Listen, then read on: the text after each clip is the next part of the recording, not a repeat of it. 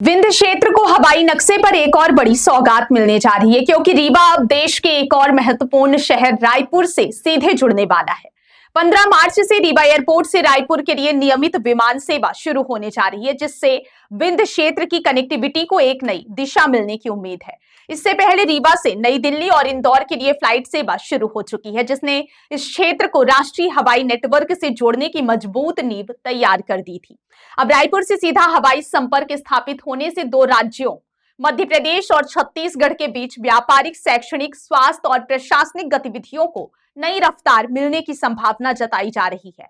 खासतौर पर विंध्य क्षेत्र और छत्तीसगढ़ के सीमावर्ती जिलों के लोगों के लिए यह सेवा बेहद राहत भरी साबित हो सकती है, क्योंकि अब उन्हें लंबी और थकाऊ सड़क यात्रा से काफी हद तक छुटकारा मिल जाएगा। कई घंटों की बस या ट्रेन यात्रा की जगह अब कुछ ही समय में लोग हवाई मार्ग से अपने गंतव्य तक पहुंच सकेंगे, जिससे समय और ऊर्जा दोनों की बचत होगी।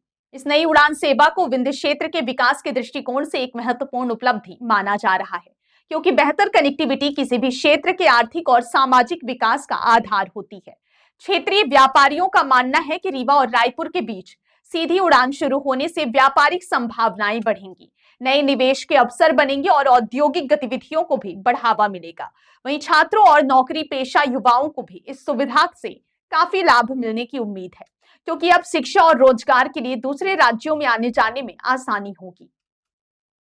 उप मुख्यमंत्री राजेंद्र शुक्ल ने इस अवसर को विंध्य क्षेत्र के लिए ऐतिहासिक बताते हुए कहा कि यह क्षेत्र तेजी से विकास की ओर बढ़ रहा है और सरकार का लक्ष्य से प्रदेश का मजबूत ग्रोथ सेंटर बनाना है। उनके अनुसार रीवा से रायपुर विमान सेवा शुरू होना केवल एक परिवहन सुविधा नहीं, बल्कि औद्योगिक, व्यावसायिक और सामाजिक गतिविधियों को नई दिशा देने वाला कदम है।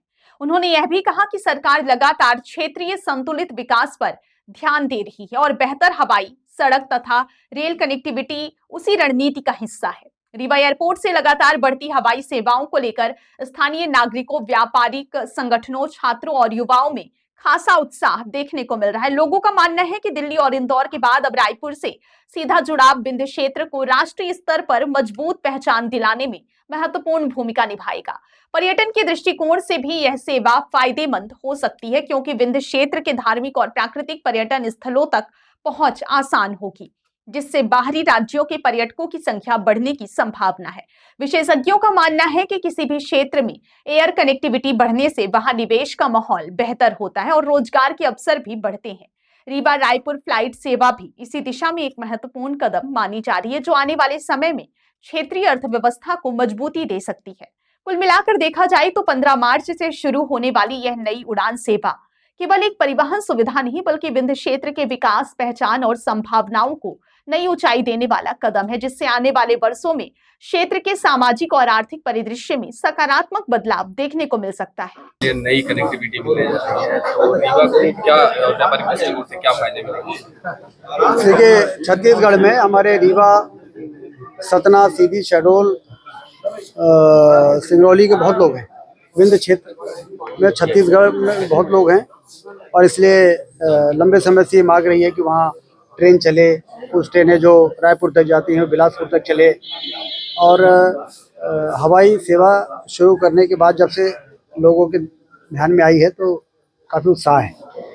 और मेरा ये मानना है कि विंध्य क्षेत्र को यदि विकास की ऊंचाई पर पहुंचाना है तो चारों तरफ हवाई सेवा होनी चाहिए, दिल्ली तरफ भी, इंदौर तरफ भी, रायपुर तरफ भी। तो उसी कड़ी में रीवा रायपुर के लिए मैंने अलायंस एयर वाले से और एयरपोर्ट अथॉरिटी वालों से बात की है। तो 15 मार्च तक हवाई सेवा शुरू हो जाए इंदौर की, रायपुर की, ये प्रयास चल रहा है। इसके बाद और कौन सी नई उड़ानें यहाँ से शुरू की जाएगी? इसके बाद फिर हवाई अड्डे का विस्तार करके सीधे मुंबई और दक्षिण तरफ बड़ा हवाई जहाज चले, उसकी तैयारी करेंगे। कल ट्रेड डील को लेकर कमलेश्वर पटेल ने यहाँ पे प्रेस वार्ता बुलाई थी। उन्होंने भाजपा सरकार पर और मोदी सरकार पर कुछ आरोप लगाए हैं कि किसानों के हिसाब समझौता किया जा रहा है भाजपा सरकार। अब देखिए, उनकी मजबूरी है, आरोप लगाने के लिए आरोप लगाना पड़ रहा है। बाकी वो भी प्रसन्न है कि बहुत काम हो रहा है।